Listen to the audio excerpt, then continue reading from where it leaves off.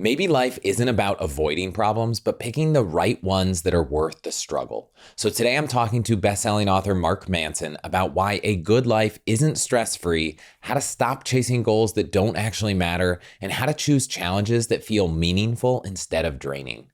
As Mark says, a good life is having problems, stress, or struggle that you are grateful for having, that feel meaningful and powerful and feel like they're serving some higher purpose. We break down how to figure out which problems are actually worth your time, how to measure progress, why values, not goals, should be what guide your decisions, and more. I'm Chris Hutchins. If you enjoy this episode, please leave a comment or share it with a friend. And if you want to keep upgrading your money points in life, click follow and subscribe. Mark, what do you think most people get wrong about living a good life? I think what most people get wrong about living a good life is they assume that a good life is a life without struggle or problems or stress. And I would argue that problems and struggles and stress are inevitable. A good life is having problems, stress, or struggle that you are grateful for having, that feel meaningful and powerful and feel like they're serving some higher purpose. And for someone who maybe doesn't feel like they've had those struggles, should they be seeking them out? I think so. I do think paying attention to which challenges in your life lighten you up and which challenges just feel like a burden is a very useful barometer for understanding which direction you should be going. Generally speaking, I find that challenges I enjoy having, they feel like a good use of my time and they feel energizing in some interesting way, like you feel like you're overcoming something meaningful. Whereas if a challenge just feels like a burden, I think that's where suffering starts kicking in. And when you say a struggle, I assume it doesn't have to just be like a struggle. I grew up without food or I grew up on the street. It could be I'm trying something really hard out of my comfort zone as well. Right. Like it's signing up for a marathon, training for a marathon, struggling through the last 5 miles of a marathon. Like that is painful as hell. Like that's probably more painful than 99% of the things that you do in your life, but it can be incredibly meaningful depending on the intention and motivation behind it. And I think maybe a marathon might be a short-term goal, but when people think about what they really want, how would you help someone figure that out, right? Is it something that they've absorbed from parents, friends, Instagram? Or how do you really look in and figure out where do I want to go? What I find with people is that it's this process of finding what actually matters to you and what is actually going to be meaningful in your life. It's less of going out and seeking it. You know, there's this term in self-help of finding your purpose, which I personally believe is a little bit of a misnomer because I don't think purpose is necessarily found. It's not like it's hiding under a rock somewhere and you have to like go pick up the right rock and be like, oh, my purpose, I found it. I think the actual experience of it is that it's more revealed. Like it's already there. It's already in you. You're already doing the thing or experiencing it in some way. The problem is that there's all these layers of obligations and distractions and social pressures that you are also pursuing and doing. And so what I find is that it's about stripping away those layers of social obligation, social duty, distraction, compulsions. Find the things that you know for a fact are not meaningful and feel like a waste of time and stop doing those and then see what's left. And are some of those trying to keep up with the Joneses, if you will, things that kind of pull you in a direction of your peers beyond just what other people say to do? Yes. The whole keep up with the Joneses phenomenon is at its core a very meaningless and unsatisfying form of motivation. I do think it is naturally human, right? We do care what the people around us think about us. That's fine. But if you are using that as the basis of all of your ambition and motivation, the way I would describe it is you're using a very poor fuel source. It's like you're like putting the shittiest version of gasoline into your car. And so if you start having engine problems or the transmission gets busted, like you shouldn't be surprised. Whereas if you find something that is a little bit more mission driven, that has a deeper significance to you, that you believe very strongly is going to help the people around you or help the world, that's like putting like really high grade gasoline into the car. We've probably both been in this situation, but whether we find the thing we want to pursue or not, it feels good to know you're making progress. And so you have some metric of like, how am I doing? And an easy metric is like, how am I doing relative to my peers? How much money do I have? Which I assume you would say are probably not the things you should be grading yourself on. So how do you get out of that mindset, but still give yourself some metric to feel like you're making progress? It's funny because in business, you learn that you have to be very careful what you measure because you will naturally start optimizing for that metric. And so if you pick a poor metric to optimize for, you're going to end up with a bad business. I would say the same is true for life. If you pick a poor metric to optimize for, you're going to end up in a life that you don't really enjoy or don't really like. So I think the important question is, what are you optimizing for and why are you optimizing for it? And generally speaking, like approval of others or some sort of status game or competition, again, they're inevitable. You're going to play them no matter what, but that can't be the primary thing that you're optimizing for. One of the ways I often describe it in my talks is like the way you stop giving a fuck what other people think is by finding something more important than what other people think. You're never going to stop caring what they think, but if you can find something that matters so much to you that you're willing to be disliked or you're willing to take less money or you're willing to maybe be laughed at or embarrassed a little bit, that's actually what winning is. That's where you want to be. When you said that, it just made me think of having kids. So I have 2 kids, and never more have I been like, oh, I don't really care about going to the event because I'm taking my daughter to get ice cream. You know, like I have this thing that kind of feels so much more exciting than a lot of these things that maybe used to be interesting. Do I need more money or do I want more time? I'm not saying kids are the answer to everyone's problems. And I'm sure you could present an alternative for someone who isn't interested in having kids or is earlier in their career or maybe doesn't have kids anymore or has kids, but they're gone, they're out of the house. Yeah. What are other things that people can root themselves in that feel better than the social pressure that they can care about more? Yeah. So it's interesting. If you look at the psychological research of where does a sense of purpose come from? Like what are the ingredients? What are the boxes you have to check in your life to like feel a deep sense of purpose and meaning in what you're doing? In my opinion, there's kind of 3 key ingredients. So the first one is you need to find something that you are uniquely positioned to do. Either it's a talent that you have, it's a unique experience or background that you have, it's a certain privilege or opportunity that has been given to you, but it's something that is uniquely you that you really feel like, okay, I'm one of the only people in the world that is in a position to do this thing. That's number 1.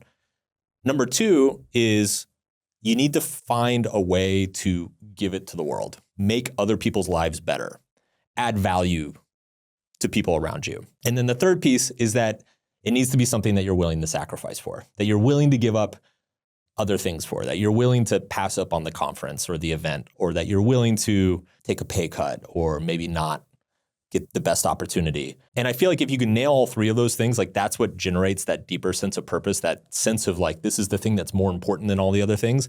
What's interesting is that if you think about it, parenthood, I actually think the psychological mechanisms for purpose probably evolved from parenthood. Because if you look at being a parent, by definition, you are the only person in the world that is your child's father. So there's nobody else who can do it for you.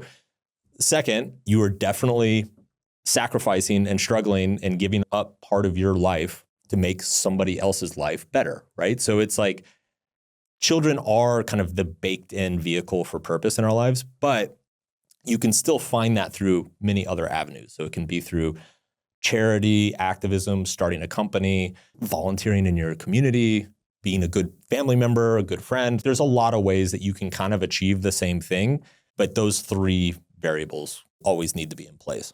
When you first started saying this, I heard you've got this talent, you're uniquely positioned, and I could just imagine people listening thinking, God, that's a high bar. Like I'm the best in the world at something, you know, I'm an Olympic level athlete at some skill. And then right at the end, you said it could be charity, it could be being a good friend. It's like you could be an excellent listener. So your purpose could be that for your community, you are the person that helps people get through things. Mm-hmm. It doesn't mean you have to go and be Tony Robbins and help millions of people get through things. And so I feel like there's this thing where you look at purpose and ambition, and sometimes it gets caught up and you have to change the world. Yeah. And you're like, how do I become, you know, an Elon Musk, a Bill Gates, you know, a Steve Jobs? Yeah. Is that necessary? No. And I think what you're describing is it's a side effect of living in the social media age or the internet age, which is I think we are vastly over-indexed on the global and we're under-indexed on the local. So people really underestimate the things that are unique to themselves. You could be somebody, let's say, for instance, a friend of mine grew up in the foster care system and he ended up becoming successful in his adult life. But he spends a lot of time and energy assisting, helping with various charities, helping with foster kids, mentoring them. That's something that he feels very uniquely positioned to do given his background. So he knows where they came from and he got out of it and he created a good life for himself. So when he turns back, he's like, okay, I'm in a very unique position here. He's not the richest guy in the world. He's not the smartest guy in the world. If you saw him in the grocery store, there's nothing notable about him, but he has this unique background and this unique challenge that he overcame. And then that becomes the unique thing about himself. This episode is brought to you by Built. Nobody loves having to pay their monthly rent or mortgage, but Built makes it feel a little better. Built is the loyalty program for renters that rewards you monthly with points and exclusive benefits in your neighborhood. Let me explain. With Built, every rent payment earns you points that can be used towards flights, hotels, Lyft rides, Amazon purchases, and so much more. And here's something I'm really excited about. Starting in February, Built members can earn points on mortgage payments for the first time. Soon, you'll be able to get rewarded wherever you live and unlock exclusive benefits with more than 45,000 restaurants, fitness studios, pharmacies, and other neighborhood partners. Personally, I'd redeem my points for flights to Japan, which we actually just did for a trip this coming spring. It's simple. Paying rent is better with Built, and soon owning a home will be better with Built too. Earn rewards and get something back wherever you live. Join the loyalty program for renters at allthehacks.com/built. That's allthehacks.com/built, B-I-L-T. Make sure to use our URL so they know we sent you. This episode is brought to you by Thrive Market. Healthy eating always sounds like a great idea until you're standing in the grocery store, flipping over labels, trying to decode what's actually good for you. With 2 young kids, we're trying to eat clean and healthy, but let's be honest, it can be a full-time job. That's why we love Thrive Market. It's like having a personal grocery editor. They've banned over 1,000 questionable ingredients, so everything they care is vetted. I don't have to read all the labels. They've already done that work for me. Lately, we've been swapping a bunch of our staples, better nut butters, cleaner snacks for the kids, and I may or may not still be going through their Simple Mills Sweet Thins way too fast. And Thrive's site makes it so easy to filter and shop by over 90 different diet and lifestyle preferences, gluten-free, high protein, low sugar, whatever your goals are. It even remembers what we've ordered before and makes reordering super easy. So if you're ready to make some healthy swaps without all the stress, Thrive Market makes it easy. Join at allthehacks.com/Thrive Market to get 30% off your first order plus a free $60 gift. That's allthehacks.com/Thrive Market. And how aware does someone need to be to even process that they found this thing? Like, I know you talk a lot about honesty. Is there a point where you're like, in order for me to figure this out, I have to start being honest with myself about what I want? Yes. Because I've been, I guess, trained by society to not be? Yeah.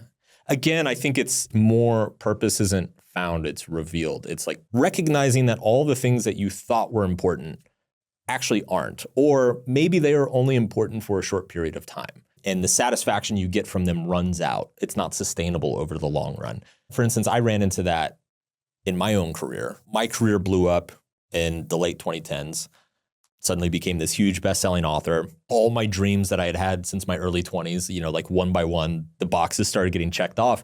And it was hugely satisfying for like 2 years. And then one day you wake up and you're like sitting in your nice house with a nice bank account, all these people saying these great things about you on the internet, and you're like, oh, now what? Yeah. Money doesn't solve all the problems. No, it definitely doesn't. It definitely doesn't. This happens a lot. It's actually a little bit of a well-known phenomenon in Hollywood, like people who become really famous and successful too quickly. Quincy Jones used to call it altitude sickness because it's like climbing a mountain. If you go straight to the summit, you get sick, you can die and fall back down. The only way to do it healthily is to kind of go up gradually and acclimate as you go. And I think you see this a lot with like very successful founders and creatives and artists and people who kind of blow up and experience an intense amount of success in a short period of time or at a very young age. It kind of throws you into this existential crisis of like, okay, I just did all the things I was supposed to do, but I still feel like the same schmuck who like can barely get out of bed in the morning, like doesn't know what to do with himself, right? So it's a very real phenomenon. So what happened? I feel like you got out of your bed. You're here today. Yeah. So I had 2 reactions. I will say one was the unhealthy reaction and one is the healthy reaction. And so I'll start with the unhealthy reaction, which was the first reaction, which was, holy shit, this is all happening. This may not last. So I should probably say yes to everything and just ride this wave. This could be my 15 minutes. This could be my moment. People are throwing contracts in front of me with very large dollar figures on them. I should probably just say yes and sign them all. Regret prevention. So I did that. And what happened is I just very quickly ended up back into the social obligation or the social pressure game of just like pleasing the people around me. It's like, well, I said I was going to do this thing. I said I was going to do this tour, so I got to go do this tour. And I said I was going to do this special projects for Amazon, so I got to do this project. And I kind of created, I think, the same cage that most entrepreneurs, including myself, were like motivated to go into entrepreneurship to escape, which is like owning your own time and having your own agency, like being a high agency person who can do whatever they want and make decisions for themselves. I went into a multi-year period where it was just like every day was kind of pre-planned and there were expectations on me that I had to fulfill. And so I became very miserable and very unhealthy and very overworked and burnt out and everything. That led to the second reaction, which is like, why don't I just stop everything? Why don't I just take a sabbatical and like not work for a few months?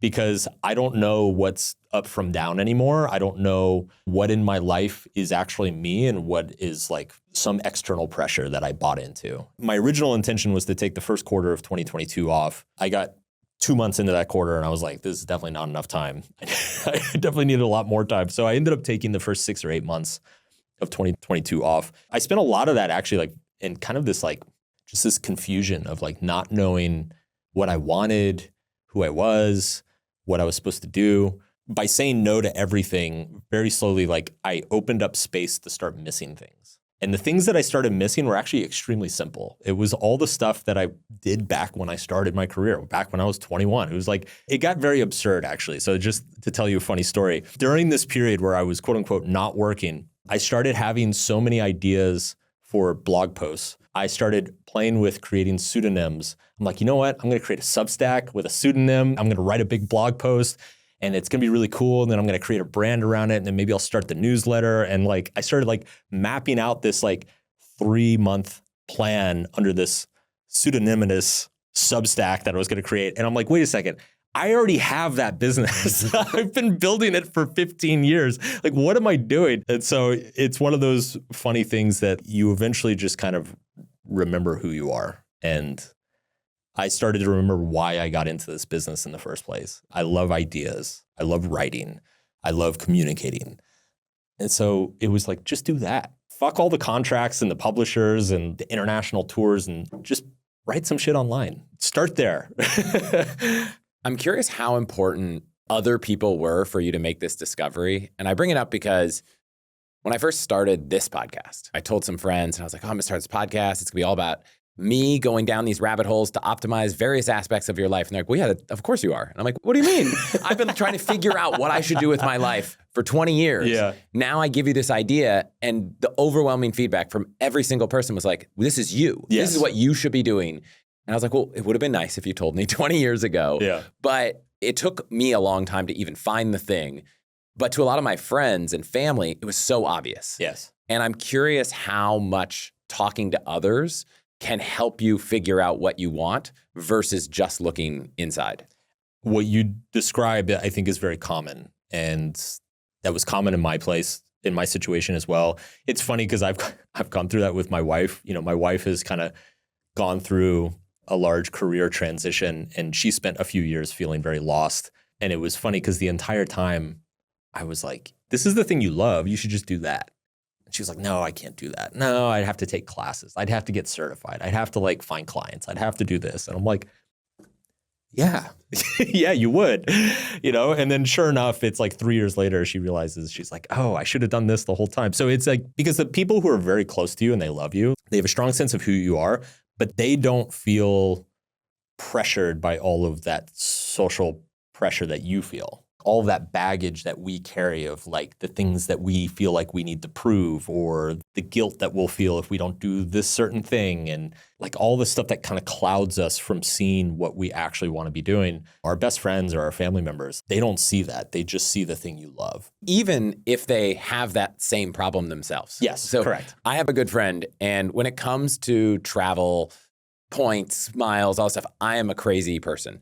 And like, this is not the forum today for that. Yeah. But I have a friend who's very similar. Yeah. And I'll be faced with some ridiculous decision that seems like I'm way too optimizing. And I'll text this friend of mine and he'll be like, oh, just do this. I'm like, how is that so easy? And then, not even kidding, the next day he'll send me a thing that's almost the same question. And he's like, I'm really struggling. I'm like, why don't you just do the thing you told me to do yesterday? Like, it was so easy for him to tell me what to do when it wasn't him, even though he's just like me. Yeah, but you see this in all areas of life, right? Like, how many times has a friend come to you for relationship advice and you're just like, this is very obvious. You should say this or go do this, right? It's like, it's very simple and easy for somebody on the outside, but like when you're in it and you're wrapped up in all the emotions and fears and guilt and insanity, it's easy to lose sight of what actually matters.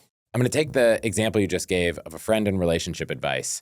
And I feel like I'm now at an age where, you've seen your friends get married. Now you're seeing some of them get divorced. And there are always some cases where you're like, you hear about a divorce, you hear why it ended, and you're like, well, that was obvious. And then I've had friends be like, well, why didn't you tell me that 5-10 years ago if you thought this wasn't going to work? And people just hate being honest with friends. Like, people hate giving feedback that's going to let people down. Yes. I know you believe in honesty. I'm curious how strongly you believe in it and how we can get better at having honest conversations with people. It's funny because I'm going through this exact situation right now where close friends of ours looks like they're about to get divorced. And my wife and I, we're not surprised. Let's just put it that way. Like we could have, if you told us 2 years ago that this was going to happen, we would have been like, yeah, that tracks. It is awkward because I think with very sensitive perspectives like that, I think opinions like that should be opt-in, not opt-out. Let's say you and I are super close friends. I've never met your wife, but let's say we're super close friends and I think like something's really fucked up in your marriage. I don't think it's necessarily right for me to just be like, hey, Chris, dude, this is a mess, man. Like, get your shit together. I think it needs to be a little bit more of a, hey, man, it seems like you guys are struggling. If you ever want my perspective, let me know. And then it becomes an opt-in thing. And because when you just go push that opinion on people, a lot of people feel very defensive. Like they need to be in a space where they're ready to hear it. Otherwise, they're going to be defensive, maybe feel blindsided. They're going to feel overwhelmed, like they're not going to be prepared to hear it. It's, I think, very emotionally sensitive stuff like that. Like you have to kind of let them acknowledge that they're in the right headspace to talk about it. And then on top of that, some of them just don't want to go there, right? Like some of them's like, look, man, I know my shit's a mess. And I know you know my shit's a mess, but like, I'm here to play golf. I'm not here to talk about this right now. That's fair. I'm here to get away from that. I don't need to talk about it here. and that's probably extreme or a deep answer or a conversation you can have with a friend. But I find that all too often we've evolved to a place where always being kind and saying yes, even when it's very superficial, is kind of how we're supposed to operate. And my wife gives me a lot of crap because we'll be at some event and someone will be like, hey, do you guys want to like grab dinner next week? And I'll be like, honestly, no. Like, not, and I'll do it in a kinder way than that. But it's like, honestly, next week's busy. And like, we have a lot, we eat dinner at 5 o'clock. Like, we're just not going to do it. But so many people are like, yeah, that sounds fun. Like, let's plan on it. And it's not just like flaky, fake kind of get together. I just find that it's just so much easier to just be really upfront about how you feel.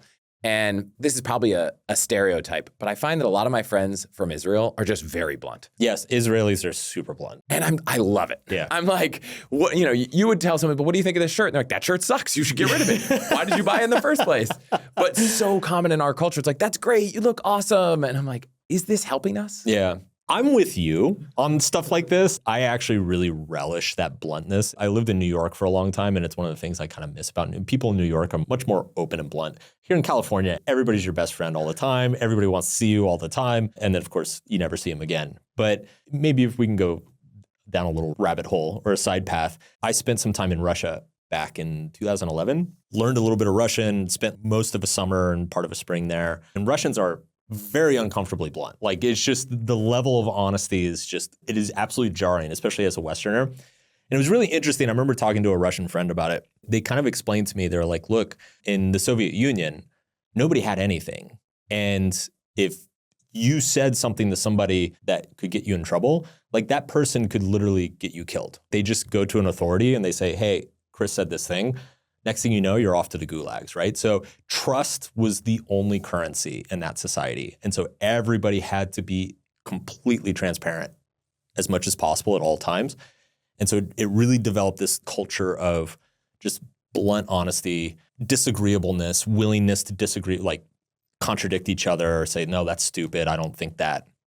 Whereas in the West, you have so much freedom of opportunity. Like you never know which person you meet is going to be like a life-changing force, is going to be your next customer, your next business partner, your next client, who's going to introduce you to the person who's going to sell you your next house, right? So it's like you want everybody to like you. And so you develop all these fake niceties, maintain these weak links to a wide range of people because there's basically very little downside of being dishonest, but there's a lot of upside. I thought that was really fascinating.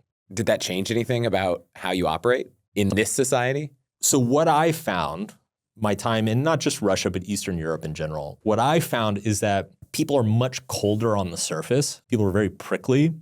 But then once you get to know them and once they like you and trust you, they're extremely warm because the relationships become very authentic. When you're friends with a Russian, you know they're not bullshitting you. If they say like, you're a great guy, I love spending time with you, we should hang out more often, like they're being honest because you just had 4 other Russians say the opposite to you. So like the one who says that to you, you're like, wow, I really like you too. You know, it's like, it's refreshing. It's liberating in a certain way. I was always kind of on the honesty train to begin with, but like spending that time in that part of the world, I definitely came back with a sense of like, okay, in my personal life, I really, really want to try to be more bluntly honest as much as possible.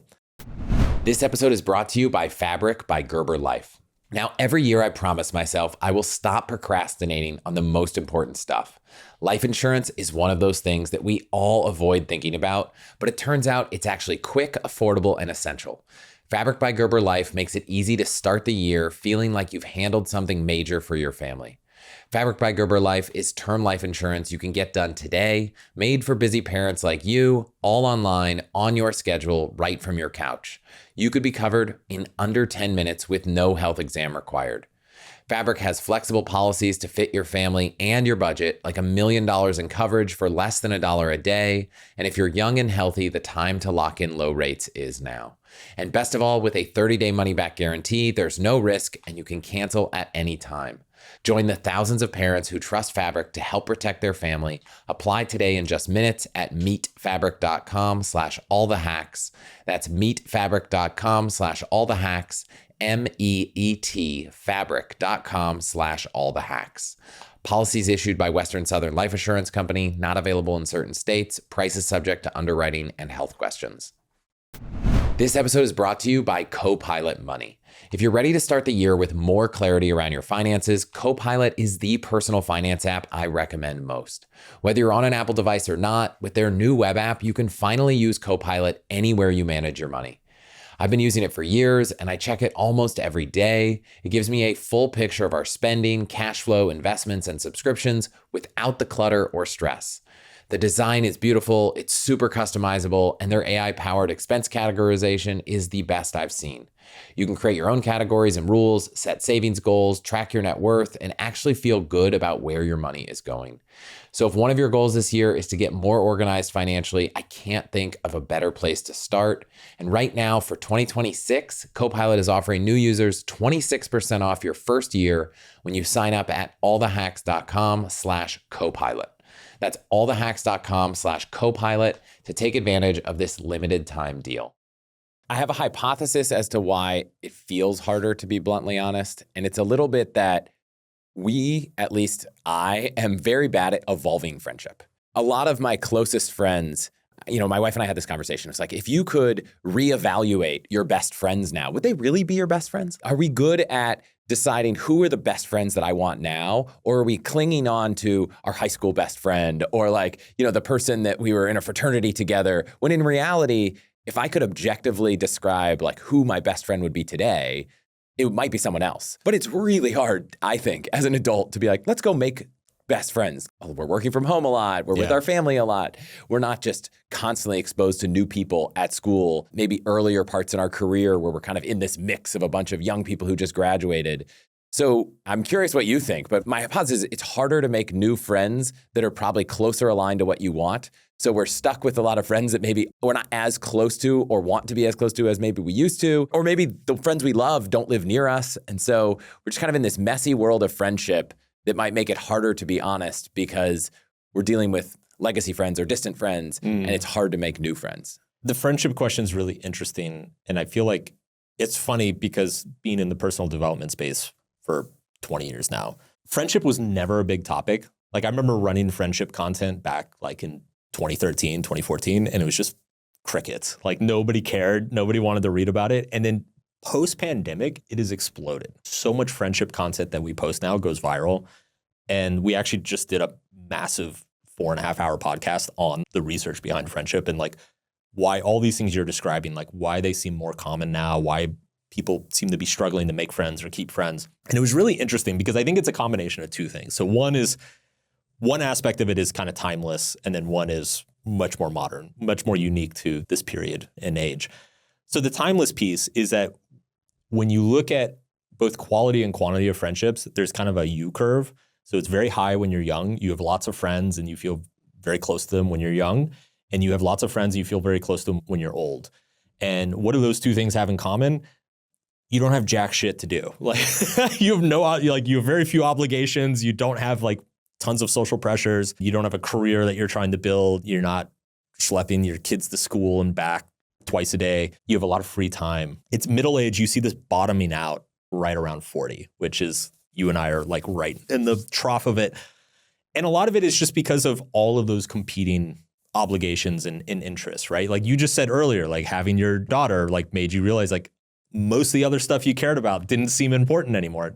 Friends are just part of that, right? It's like if you have a choice between spending an extra hour with your daughter or an extra hour with a friend, chances are you're probably going to choose your daughter more often than not. So all that stuff, kids kick in, people's careers are peaking. You have all sorts of financial obligations. Your parents are getting older, so you're having to like go back and visit home and take care of different family things more often. Life gets very complicated and you feel like stretched in all these different directions. And so not only do you have less time for friendships, all of your peers have less time for friendships. And when you do see each other, unless you happen to share the same things that you both really, really care about, you're probably not going to have much in common. It's harder to find the people who are like locked in on the same things that you care about. So that's timeless. That's always been around. And like, we're just kind of in this period of like, okay, friends are a little bit hard. Most of the people you're going to hang out with are going to be either parents of your kids' friends or people with similar careers or people at work or whatever. The thing that's unique to now, which has just complicated everything so much more, the three things: work, school, and church. So work, more people than ever working at home, so they're not running into people every day. School, fewer people are having kids. So school, either you're the student or you're a parent of a student, right? You go to your kid's school, you meet the other parents, find out they live 2 blocks from you. Your kids are the same age. Awesome, we should get together. We should have the kids play together, right? So fewer people are having kids. And then on top of that, there's more homeschooling. There's people are moving around much more. People are moving kids from one school to another much more frequently. Complicates all that. And then obviously church and religion is kind of at an all-time low. So people aren't meeting each other at those places. So it's just like people aren't in places that you really make friends or meet people, see people consistently. Everybody's kind of traded in these community third spaces for TikTok and YouTube and podcasts like us. Well, I'm not going to say just turn this off, but is there an answer? Like, what should people be doing? I mean, the answer is probably not have kids send them to school, go to church, and get a job in person. So this is the tricky thing, and we talked about it on the episode. Right now, the conventional advice is like, get out, go to events, get in person more often. And you're actually seeing this. So live event industries and stuff like conferences, concerts, even stuff like CrossFit gyms, like all these things are booming right now. And there's just this incredible demand for people to get out of the house and just be in a room with a bunch of other people doing the same thing at the same time.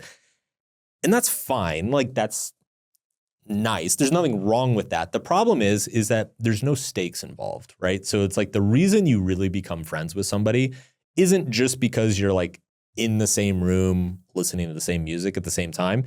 It's because you both care about the same thing. There's some sort of commonality or some sort of, you're both invested in the same thing. It could be something as significant as both of your kids go to the same school. It could be something as superficial as like, you're both obsessed with golf. You become golf buddies.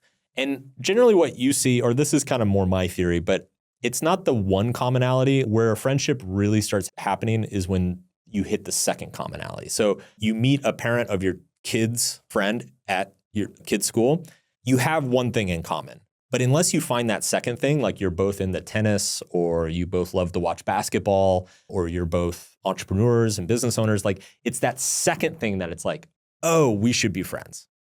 And I think people just focus on finding that first thing without paying attention to finding the second one.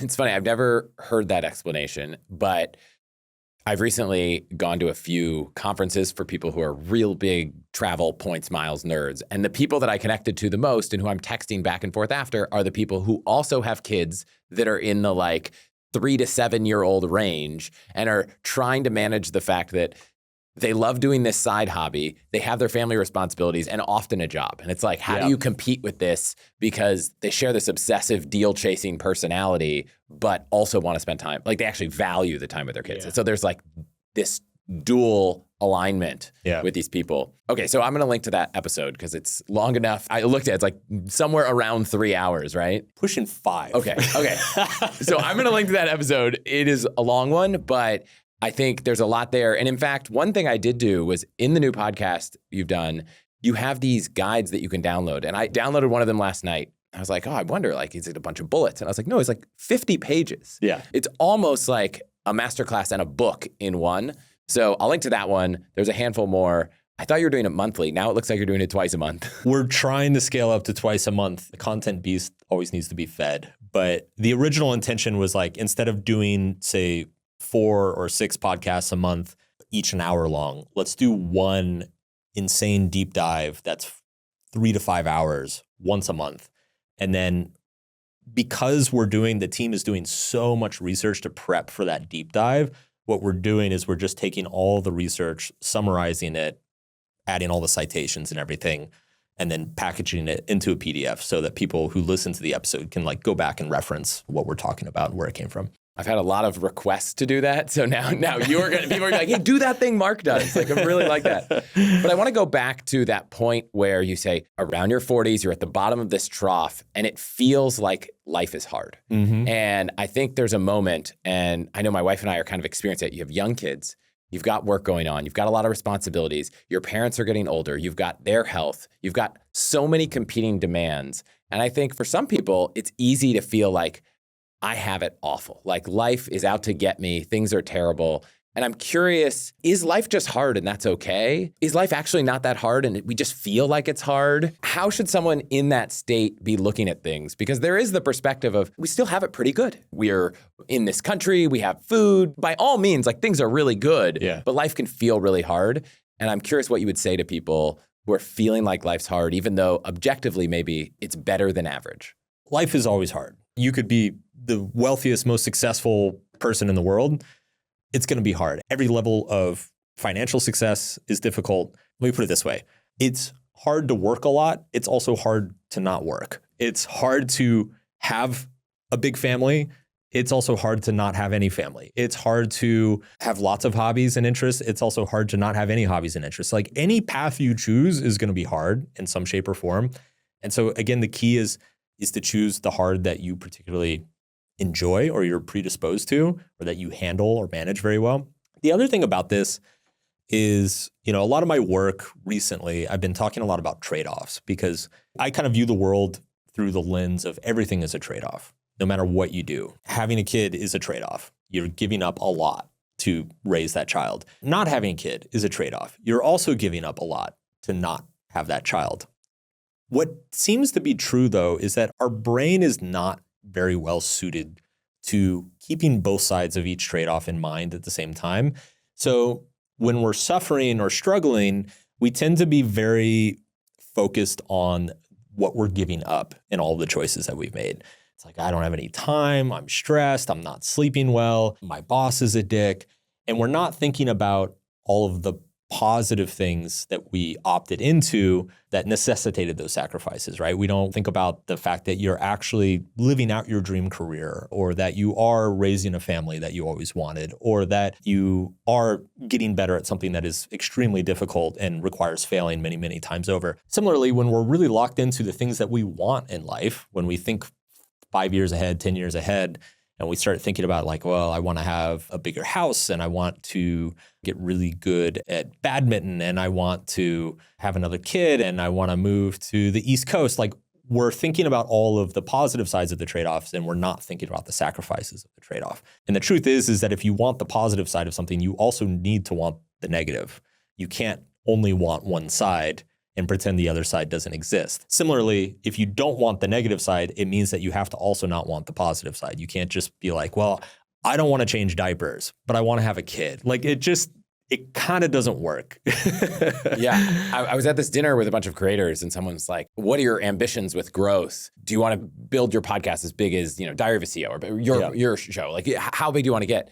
And right now at my stage in life, I'm like, I really don't want to have a big team. Yep. I feel that in the past, when I've ran teams and my wife works with me and she's ran teams, like we really take on the ownership of the happiness of the people around us. And so if we had 10 people working for us, that'd be really stressful. And it would be really hard for both of us every day of the week to not be thinking about how do we make this thing bigger so that their success that's tied to it is greater.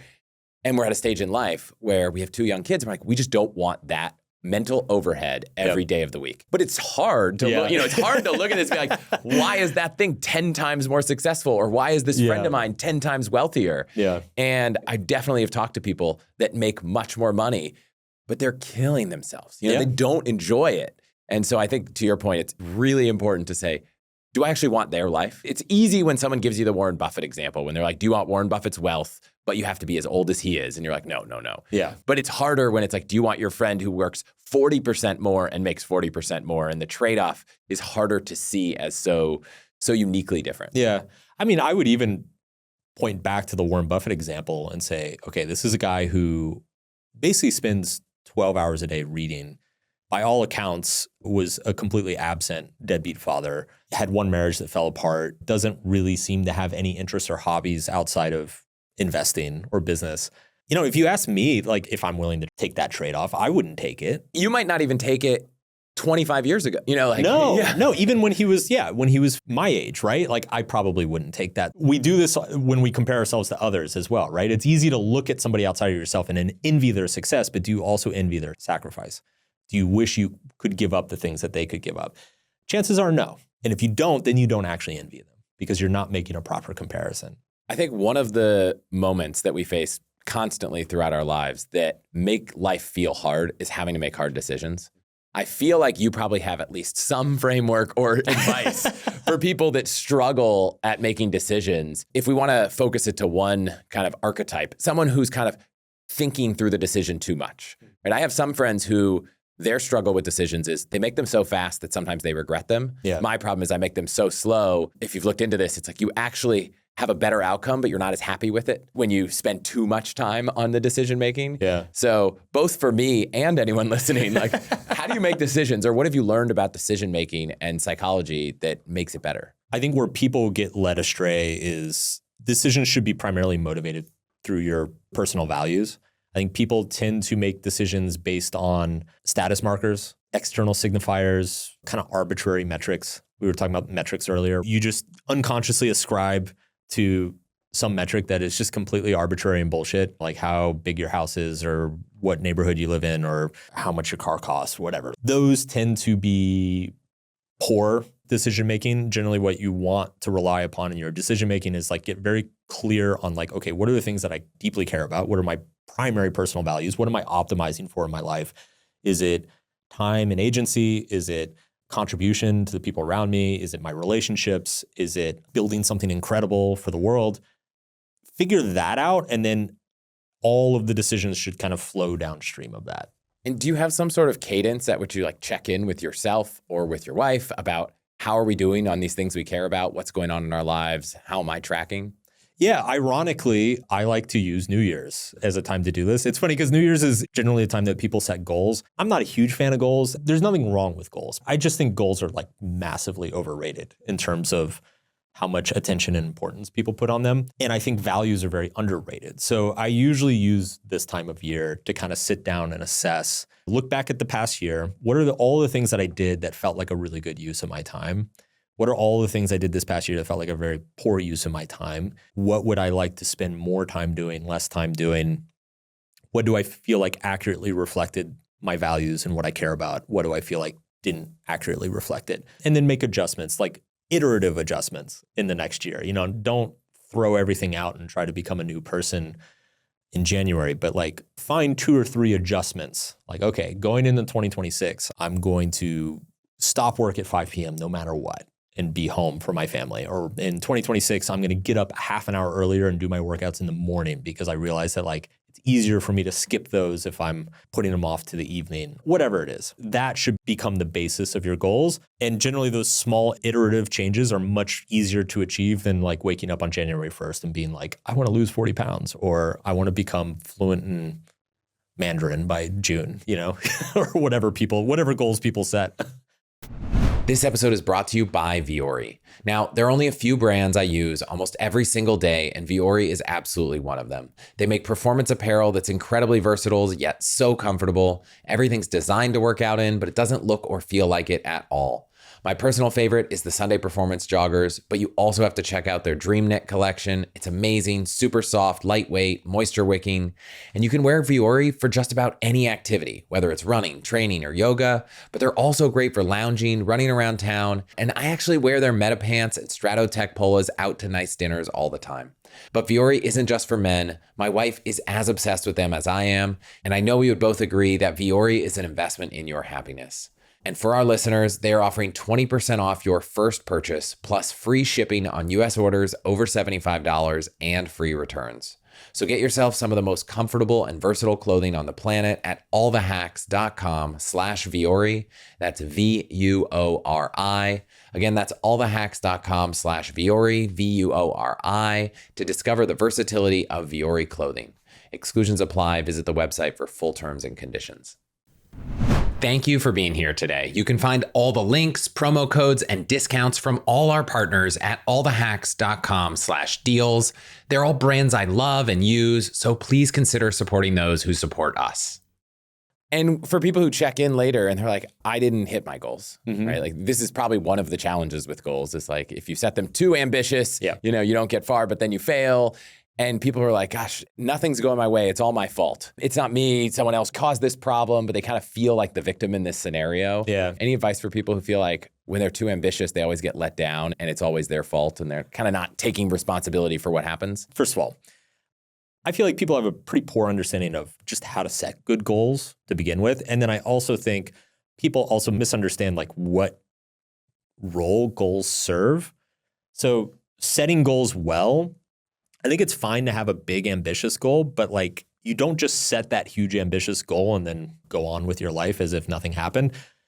You need to take the big ambitious goal and then break it down into sub goals and sub steps. Let's say it is super important to me to learn Mandarin this year. By the end of 2026, I want to be able to be conversationally fluent, right?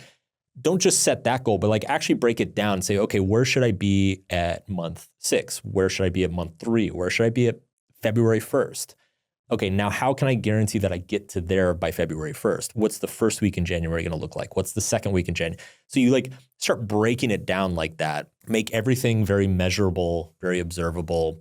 There's the SMART goal thing. That's the way to approach it. Same thing if it's like weight loss or whatever. Don't just be like, I want to lose 25 pounds. It's like, okay, what does that actually necessitate? Losing 25 pounds in 3 months, okay, that means I need to burn this many calories per day. To burn this many calories per day, this is the adjustments that I make to my diet starting tomorrow. The second piece, I think people just don't have a great conception of what goals actually do. Goals really just set direction. There's nothing magical about the goal itself. Losing 25 pounds isn't going to make you happy. It's not going to make you a different person. You're not going to like have a new life when it happens. All it does is it sets direction for your behaviors. And I think the biggest mistake that people make is they set a big goal, they set off in the direction towards the goal, they hate the direction, they're miserable on it, so they fail. And then they get mad, like you said, they blame themselves. They're like, I'm such a loser, I didn't achieve my goal. When actually the whole purpose of the goal was to show you that that's not the direction you should be going in. You don't like that. You don't like where that road goes, so why are you walking down it? Half of the value of goals is just showing you which direction is good for you and which direction isn't. And so if I set a goal and I get a week or two into pursuing it and I'm like, wow, this sucks. I actually have zero interest in Mandarin. And then I quit that's a success because I learned something about myself and I learned something about what matters to me and what doesn't. You actually shouldn't achieve most of your goals because most of your goals are probably set erroneously. I forgot what the business framework is, but like set your goals so that you'll only achieve like 70% of them so you can push yourself. But it's not just that you might not achieve them because you set them too aggressively. They just might be in the wrong direction. Yes. They might not be things that you realize you care about. And it's okay to cut bait on those goals and treat them as experiments. And you also, sometimes you overshoot things. Sometimes you undershoot things. I set a goal when I was losing weight. I wanted to get down to 15% body fat. And basically what I found was that once I got down to like 18 or 19%, going any further, I was miserable. I was like, this sucks. I'm hungry like 24/7 and I'm already in good shape. I already look good. What am I doing? This is so dumb, right? So then I'm like, I'm good. I was very overweight previous to that. So I accomplished 80% of the goal.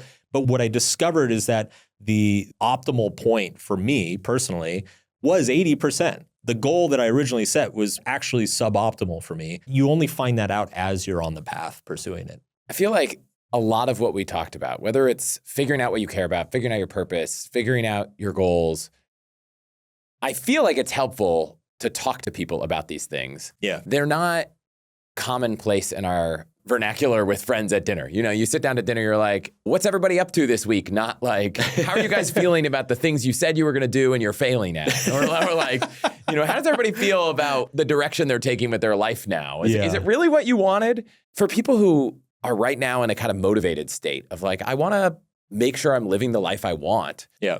Who probably aren't going to have the conversations about it at dinner tonight. Maybe they will with their partner, but where would you suggest someone go, or how would you suggest they start having these conversations with others? It's a really great question. I have personally found that you kind of have to find people who are open or thinking about this stuff in your life. Finding friends who are aware of the same things, thinking about the same things, and open to talking about them. Bare minimum, you should be able to talk to your partner about these sorts of things as well. But I also think it's the sort of thing like you can kind of schedule or set expectations with people. I had a group of guy friends that we called it a mastermind, but it started with business stuff. But after 6 months, it really just turned into, what are you doing? I think I'm fucking up. I don't know if I like this. What do I want to do with my life, my career? So it is really just finding people on that same path and then setting expectations up front. But it is a hard conversation to have. It's funny because I started a second company this year, and one of the big things that we looked at was kind of solving this issue. It's interesting when you look at survey data right now, there is kind of a purpose crisis, a meaning crisis, you could call it. It's something like almost 2/3 of the American population, adult population, like feels like they lack purpose in their daily life. Similarly, majority of them feel like a lack of meaning in the work that they do. I looked at this from more of like a mental health and a scaling perspective. And there's survey data that shows that over 100 million people are using ChatGPT as a therapist or asking these sorts of questions to ChatGPT. And if you go talk to ChatGPT, it gives you shit answers, in my opinion. It's kind of just fluffs you up and validates you and tells you you're great. And like whatever you propose to it, I could go to ChatGPT and be like, I think I'm going to quit my business and become a pirate. ChatGPT would probably be like, that's a great idea, matey. Even if you give it the prompt of like, hey, just shit on all my ideas. Yeah. Like push me hard. And I'll be like, what do you think of reordering this thing? And they're like, that's a great idea. I'm like, no, you're not supposed to tell me everything I want to do is good. Yes, exactly. It's a bit of a yes man. So I became very excited and passionate about this issue about a year ago. And I found a co-founder who's coincidentally also was in a kind of a crisis of purpose. He had sold an AI company and then went on sabbatical and kind of had this whole like, shit, what am I going to do with the rest of my life type moment. And then he and I met and we started talking about this. And basically what we did is we built an AI that is specifically optimized towards these deeper questions, towards these questions of like, okay, that's great that you're doing that, but like, why are you doing that? Is that serving you? Do you think there's maybe a connection between this path that you're pursuing and these relationship issues that you reported having a few weeks ago? Do you want to talk about that? Maybe we should go over your decisions again because maybe you're not the saint here that you thought you were. And it's been a lot of work to build an AI that can actually do that, but we've got it to the point that it does. We launched it just at the end of the year this past month. So I'm super excited about that because I just feel like AI allows us to scale those conversations across the population because there is so much friction in having them in our day-to-day lives. Like, it's not the sort of thing you can just roll up at lunch and be like, hey, Chris, my whole life feels like a fraud. I don't know what to do with myself. Like it just like people kind of will stare at you like deer in headlights and not know what to say. So the app is called Purpose. Ironically, that's kind of been my biggest focus point over the past year. And two questions. One, can anyone just go use it? Yes. Okay. And how do you think tools like what you've built play in with kind of more traditional therapy? I think they're complementary and supplementary. It's funny, where I've landed on this is like, I think there's some things that AI can do that is just much better than therapy, and I don't think therapists will ever be able to compare. For example, the AI never forgets anything about you. It is always patient. It's always available. It's never going to shame you, judge you, condescend to you. It's never going to project its own ideas onto you. It's available at 4 a.m. when you're having a meltdown. So there are those aspects that I don't think therapy will ever be able to scale or replicate effectively. On the therapy side, there is something very core about the humanity of it. I do think there is something fundamentally healing about a human being sitting in front of you, listening to you, watching you weep like a child, and still accepting you and being compassionate and being present. I don't think AI will ever replace conventional therapy or counseling or anything, but I do think it can scale much more broadly. It's something like, I think 40% of the population literally has no access to mental health care. So yeah, it's like literally hundreds of millions of people, even if they want a therapist. Either they live in the middle of nowhere or they don't have the money, they're not insured or whatever it is. So And that's just in this country. that's just this country. That doesn't even count like the billions of people worldwide who are dealing with trauma and all their bullshit and don't have access to anything. So I do think the AI mental health space is going to be massive, and very excited to like be a part of it.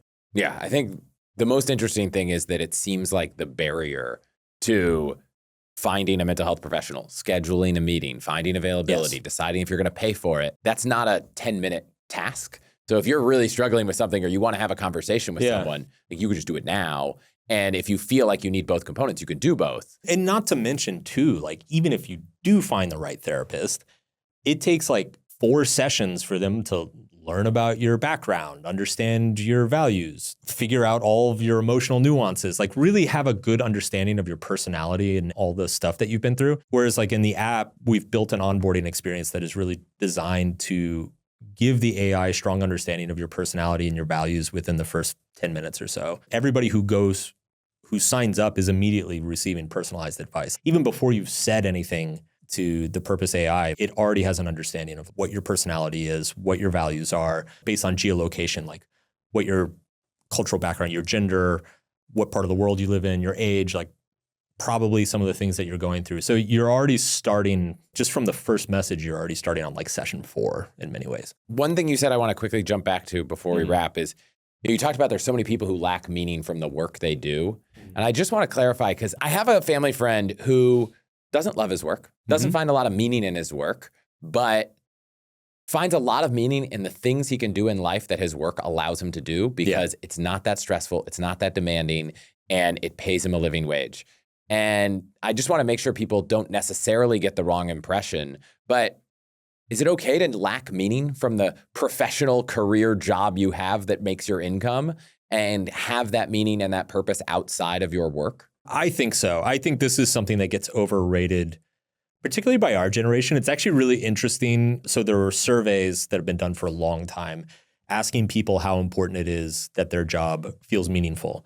And for like the boomers, they didn't really care. They just wanted money. And then Gen X, it was like a little bit more. They wanted it to be a little bit more meaningful. And then for millennials, it was actually the most important factor for our generation.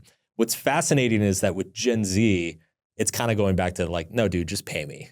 So it seems to be kind of this weird aberration with our generation of like, no, I want to change the world and I want to be a force for good and everything I do needs to matter. And the truth is that that's probably not realistic for 100% of the population.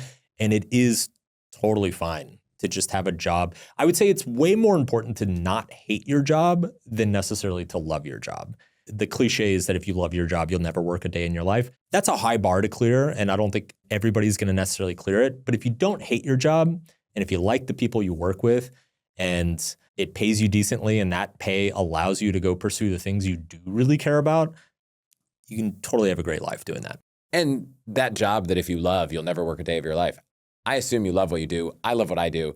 That doesn't mean it's not hard. And that doesn't mean there are days you don't want to do it. It still sucks like 20% of the time. Yeah, there are definitely days you're like, oh, God, I don't have to do this again. And you even feel bad because you're like, I'm doing this thing that a lot of people maybe would want to do. But like you said, all lives are hard. All work is hard. So I think a good place to end is if someone is like, wow, we talked about a lot today. Yeah. And I would love to move the needle forward. What do you think one next step for someone listening to kind of make progress towards being happier with where they are, doing something they love, kind of building their community would be? That's not go download the app. I would implore people, replace your goal setting exercises with value setting exercises this year. Just try it for a year. I think people will find a lot of leverage out of that. So the first episode we did of the Solve podcast was the values episode. And there is a free PDF guide that comes along with that has info and links to like a bunch of different questionnaires and stuff you can take to like identify your core values and what matters most to you. And I would encourage people to maybe sit for a few hours with their values this New Year's instead of necessarily sitting down and thinking about their goals specifically. I think that will be high leverage for a lot of people.